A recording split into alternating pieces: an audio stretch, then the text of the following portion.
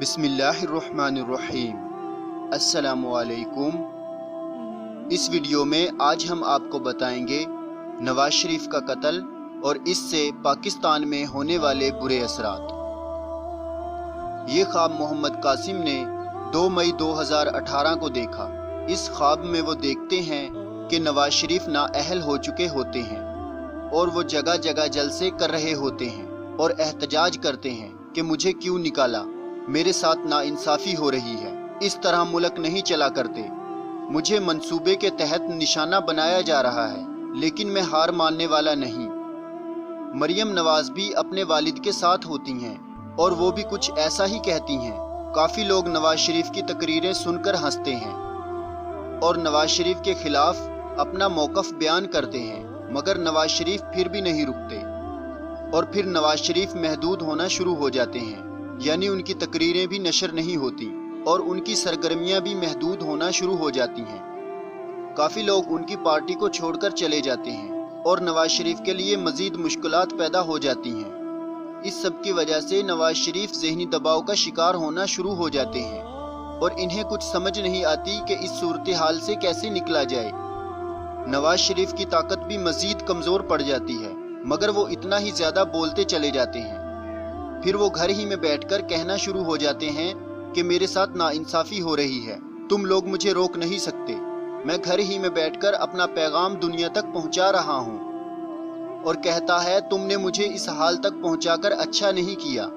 और मरियम नवाज उनका भरपूर साथ देती हैं और बहुत से लोग उनके खिलाफ हो जाते हैं। शदीद ज़हनी दबाव की वजह से नवाज शरीफ की सेहत भी ख़राब हो जाती है। मैं ये सब देख रहा होता हूँ, फिर मैं नवाज शरीफ को अपने कमरे में जाता देखता हूँ। नवाज शरीफ की बेटी मरियम नवाज इंटरनेट पर मैसेज भेज रही होती है। कुछ ताकतें इस मौके का फ़ायदा उठाती हैं। फिर मुझे कुछ शरपसंद लोग नवाज शरीफ के घर की तरफ जाते नज़र आते हैं। मैं कहता हूँ ज़रूर कोई गड़बड़ है और मैं नवाज शरीफ के घर की तरफ भागता हूँ। जब मैं उसके घर जाता हूँ तो शरपसंद लोग एक जगह जमा होते हैं और मैं दूसरी तरफ से अंदर जाता हूँ। वहाँ पे एक हाल होता है जिससे दूसरी जगह को रास्ता जाता है। मैं नवाज शरीफ के कमरे वाला रास्ता ढूंढ रहा होता हूँ। फिर एक जगह से मुझे आर्मी के कमांडोज आते दिखाई देते हैं और ऐसा महसूस हो रहा होता है कि आर्मी भी नवाज शरीफ को बचाना चाह रही है। मैं ये देखकर कहता हूँ कि अगर नवाज शरीफ को कुछ हुआ तो हालात कंट्रोल से बाहर हो जाएंगे, तभी आर्मी इनको बचाने के लिए आई है। आर्मी भी नवाज शरीफ के कमरे की तरफ जा रही होती है। फिर अचानक कोई कहता है कि नवाज शरीफ मर गए हैं। ये सुनकर मैं हैरान हो जाता हूँ और कहता हूँ शायद आर्मी ने आने में देर कर दी।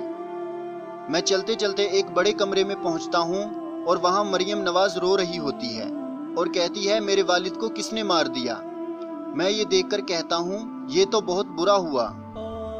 मैं फिर वहाँ से बाहर निकलता हूँ तो कुछ शरपसंद लोग वहां आ चुके होते हैं। मैं इनसे बचकर निकल जाता हूं, मगर इसी दौरान नवाज शरीफ के मरने की खबर फैल चुकी होती है और जगह जगह अफरा तफरी का आलम होता है। पाकिस्तान की दुश्मन कुव्वतें इस सूरत हाल का फ़ायदा उठा रही होती हैं और तबाही फैला रही होती हैं, यहाँ तक कि सूरत हाल आर्मी के कंट्रोल से बाहर हो जाती है।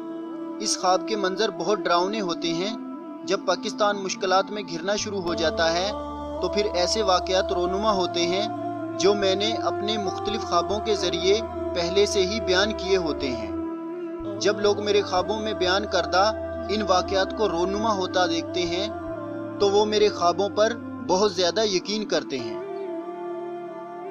मज़ीद जानने के लिए हमारे फेसबुक पेज या यूट्यूब चैनल पर विज़िट कीजिए। जज़ाकल्लाह है। अस्सलामु अलैकुम।